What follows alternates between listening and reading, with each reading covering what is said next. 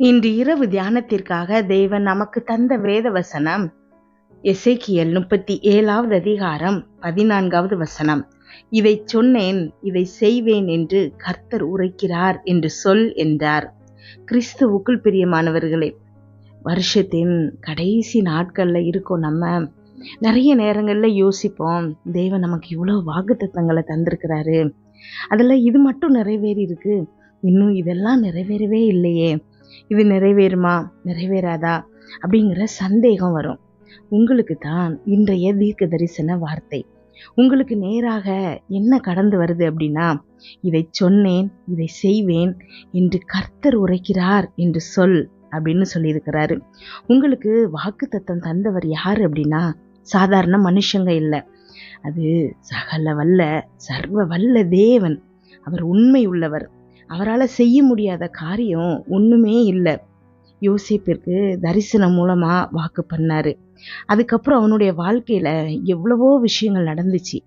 குழியில தள்ளப்பட்டாரு, போத்திபார் வீட்டுல அடிமையா இருந்தாரு, சிறைச்சாலையில இருந்தாரு.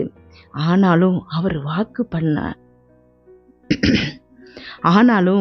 வாக்கு பண்ணதை நிறைவேற்றினாரு. அது வரைக்கும் யோசேப்பை தயார் செஞ்சாரு. அதே மாதிரிதான் இன்னைக்கும் உங்களுடைய வாக்கு தத்தங்கள் நிறைவேறாம இருக்கலாம். உங்களை தேவன் சரி பண்ணிட்டு இருக்கிறாரு. அது நிறைவேறும் காலம் வந்துருச்சு அப்படின்னு தேவன் இன்றைக்கு சொல்றாரு. விண்ணும் மண்ணும் ஒளிந்து போம், ஆனா அவருடைய வார்த்தைகள் ஒரு நாளும் மாறாது. உங்களுக்குன்னு அவர் சொல்லி இருக்கிற விஷயத்த அவரே செய்வேன் அப்படின்னு சொல்லியிருக்கிறாரு. ஜெபிப்போமா. எங்கள் அன்பின் பரலோக தகப்பனே, இந்த முழுவதும் என்னையும் என் குடும்பத்தில் இருக்கிற ஒவ்வொருவரையும் பாதுகாத்தீங்கப்பா. உண்மை நன்றியோடு துதிக்கிறோம், ஸ்தோத்தரிக்கிறோம். இந்த இரவு வேளையில் எங்களுக்காக நீங்க தந்த வசனத்திற்கு நன்றி ஏசப்பா. எங்களோடு பேசியிருக்கீங்க, எங்க ஒவ்வொருத்தருக்காகவும் நீங்க வாக்குத்தத்தம் பண்ணியிருக்கீங்கப்பா. என்னோடு ஜெபித்து கொண்டிருக்கும் ஒவ்வொரு பிள்ளைகளையும் உங்க கரத்துல கொடுக்குறேன்ப்பா.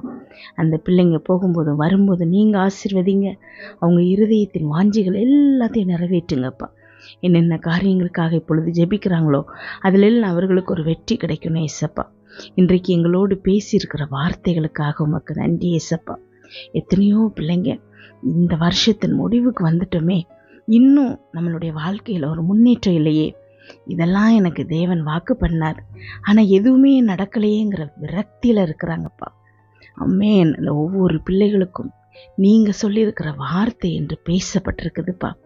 அம்மேன், நீங்க வாக்கு பண்ணினதை நீங்களே செய்வேன்னு சொல்லியிருக்கீங்கப்பா. மனம் மாற நீங்க மனிதர்கள் அல்ல ஏசப்பா. அம்மேன், ஸ்தோத்திரம். ஜீவனுள்ள தேவன், மெய்யான தேவன், உண்மையான தேவன் ஏசப்பா. வாக்கு பண்ணினதை செஞ்சு முடிக்கிற தேவன் அப்பா. அம்மேன், ஸ்தோத்திரம் அப்பா. அப்பா, அந்த பிள்ளைங்களுடைய ஏக்கங்கள் எல்லாம் இன்றைக்கு நிறைவேறணும் ஏசப்பா.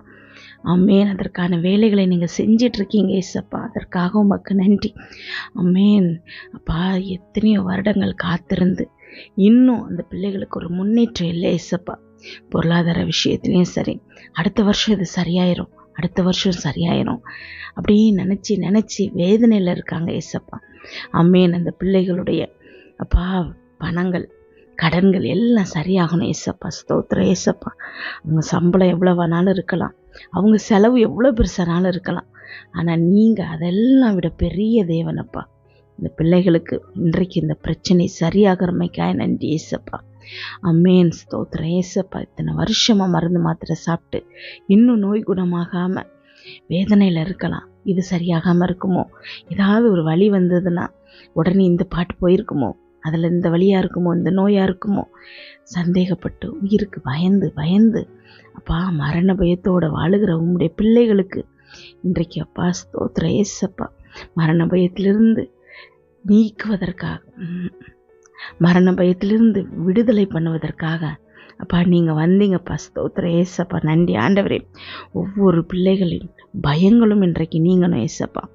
நோயை குறித்து அவங்களுக்கு இருக்கிற மனசில் இருக்கிற பயம் இன்றைக்கு நீங்கணும் ஏசப்பா. ஸ்தோத்திரம் ஏசப்பா. மரித்தோரிலிருந்து கிறிஸ்துவை எழுப்பினவருடைய ஆவி அப்பா இந்த பிள்ளைகளுக்குள்ளும் ஒவ்வொரு பிள்ளைகளுக்குள்ளும் வாசம் செய்த ஏசப்பா. அமேன். சாவாமையிலிருந்து ஒவ்வொரு உறுப்புலையும் ஜீவனை பேசுகிறோம் ஏசப்பா. அது சாவாமை தரித்து கொள்ளுகிறமைக்காய் நன்றி ஏசப்பா. இது வரைக்கும் இருந்த பலவீனங்கள் மாற்றப்படுகிறமைக்காய் நன்றி ஏசப்பா.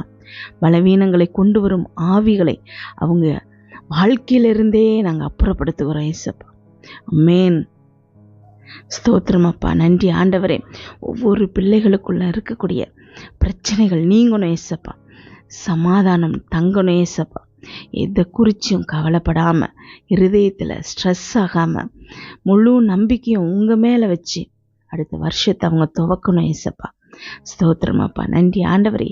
எல்லாவற்றையும் நீங்கள் பார்த்து கொள்வீங்க அப்படிங்கிற சமாதானம் அவங்களுக்குள்ள வரணும் ஏசப்பா.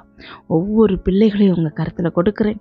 இந்த பிள்ளைகளை நீங்கள் பொறுப்பெடுத்து கொள்ளுங்கப்பா. இந்த இரவு தூங்கும்போது சுகமான உறக்கத்தை கொடுங்க, நல்ல சொப்பனங்களை கொடுங்கப்பா. வீட்டை சுற்றும் இரத்தத்தை தெளிக்கிறோம். அதிலிருந்து புறப்படுகிற வல்லமை எல்லா தீங்கு, பொல்லாப்பு, பொறாமை, எரிச்சல், கெட்ட ஆவிகள், பில்லி, சூனிய, மந்திரம், செய்வினை, பாவம், சாபம், நோய், விபத்து எல்லாவற்றிலிருந்து இந்த பிள்ளைகளை விலக்கி பாதுகாக்கட்டும் ஏசப்பா.